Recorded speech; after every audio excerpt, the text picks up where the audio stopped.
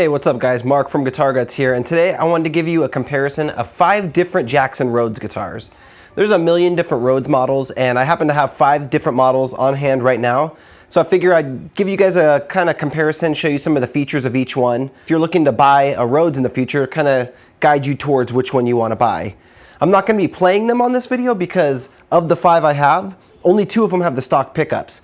So it wouldn't be really fair to compare, modified pickups in one of them. But if you check the links down in the description, I'll have longer form videos of a lot of these guitars, including the RR24Q. I have a full features and playthrough with that. And I will be comparing the RX10D with the RR24 because the RR24 has Seymour Duncan distortion pickups in it, and the RX10D has Jackson's version, the Duncan designed distortion pickup in the bridge. So kind of give you an idea what the difference between the distortion and the Duncan designed distortion sound like compared to each other. So let's go ahead and get on into it, the comparison of the RX10D, the RR24Q, we got an RR3 in the middle, 1992 Pro EX model Rhodes, and then down here in the green alien blood is a 1994 JRR-94. It's from the Concept series. So here we have the RX10D.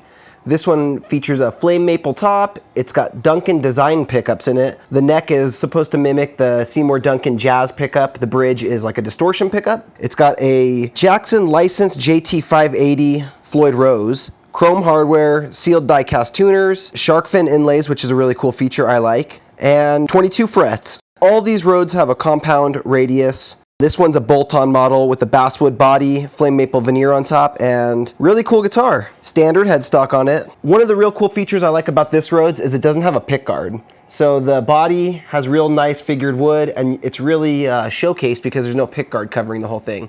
Another thing I really like about this model specifically is it has one knob.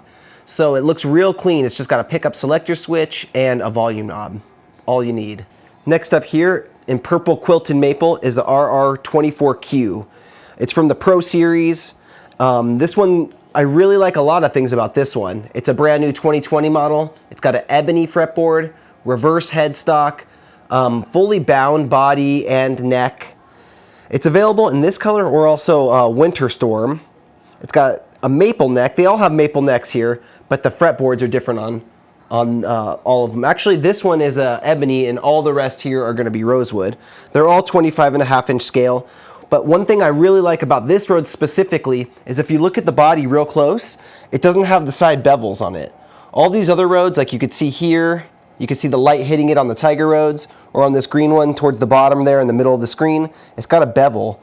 This one doesn't have that beveling, and this one actually is fully bound with the white binding on it. So it gives it a really classy, different look. It's got a perfectly flat top on it, which is really cool. And I like that the pickups are direct mounted on this model. This one came with Seymour Duncan Mayhem set, which is an SH6 neck and bridge pickup. Has a master volume and tone, a 3-way switch, original Floyd Rose. Amazing guitar, 24 frets. Another thing I really like about this one is it's a 24 frets Rhodes. You don't see that often. No pick guard. Another thing you don't see quite as often. And it's got a reverse headstock. So some real cool, unique features on this one. The body is mahogany, so it's got a very different sound. It's very thick and full compared to these other ones. This is a Pro Series, so it's neck through. Ebony fretboard, the compound radius. The neck on the back of it has got a satin clear coat, so it's very smooth and very quick. The neck joint is really nice too. So this one, of all the 5 I'm comparing here, this one is the highest production level, and I can see why. It's it's a $1,000 guitar, but this one's something really special.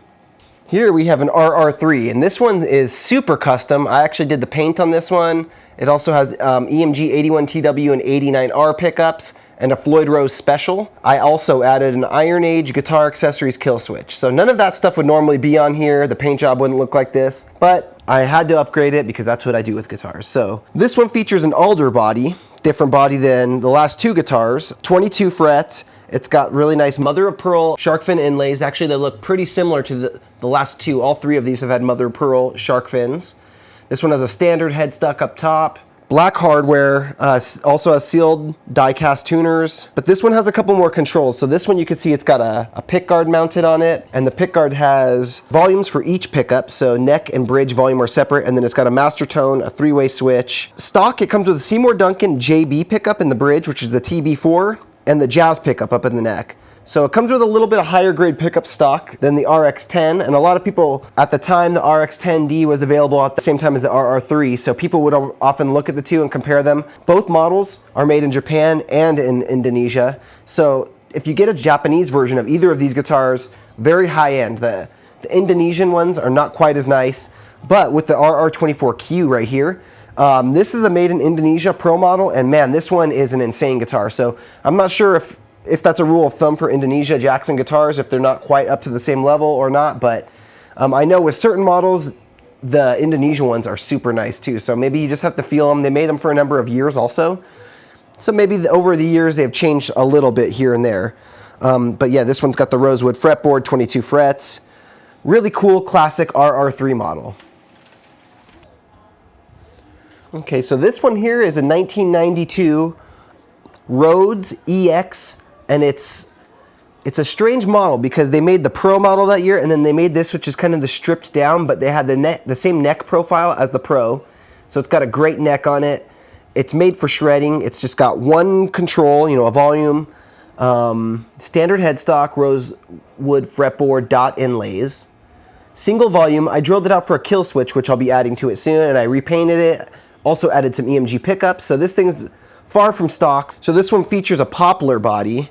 The neck is Eastern Rock Maple, rosewood fretboard, JT580 double locking Floyd Rose licensed tremolo, one volume and a 3-way switch.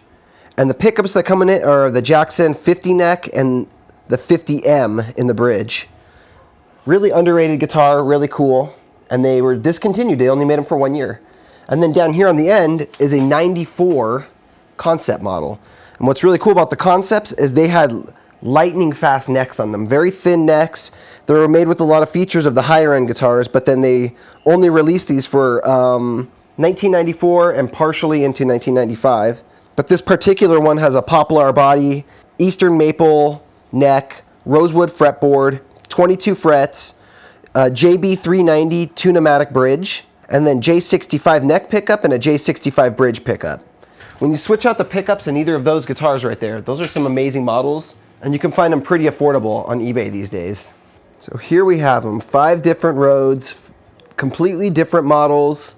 The 94, like I said, is a string through, so that's really cool about that. It's got great tone, awesome guitar. Like I said, the 94 and the 92 that are down on the right-hand side, you can find those on eBay really cheap sometimes, or Reverb, so I recommend those ones. But all 5 of these, I mean, if they're in your price range and this is what you're looking at and you want a Rhodes, you won't be disappointed with any of them. I've played all these models many times and I love them. So if you guys enjoyed this video, let me leave a comment down below. Let me know if you've had experience with some of these Rhodes or even other Rhodes models, how they compare to these ones, if you played these ones, what you think of these ones, and other Rhodes models that you'd suggest if there's a certain, I know that the very low end ones aren't covered here. There's some JS models and things like that that would be really cool to throw in the mix here. But thanks for watching, guys. I appreciate you watching, and I will see you in the next video.